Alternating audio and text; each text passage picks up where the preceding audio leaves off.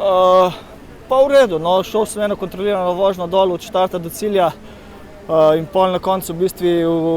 od zadnjih vrat do cilja je kar dolga, no, in sem videl, da je to dovolj s tako vožnjo, da je dovolj, da se po prvi vožnji uvrstim v polfinale, sem malo spustil ritem. Ne vem, nisem nič tako taktiziral, ampak ne vem, raje šparam moči za jutri.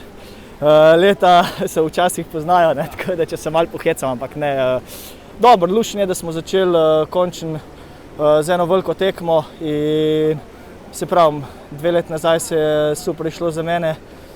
Jaz se dobro počutim v čolni in jaz verjamem, da če naredim tako vožnjo, ki jo jaz znam, sem zelo hiter lahko blizu kolajne ali pa celo blizu zmage, ampak se pravim, Čeho je tle zelo težko premagati na domači progi, če pač oni odpeljejo tako vožnjo, ko je ponovadi imel tacno in noben bliz ne pride, ampak kaj je nepredvidljiv šport, vsak mora narediti, kar ima za narediti in pol videti, kam te to pele.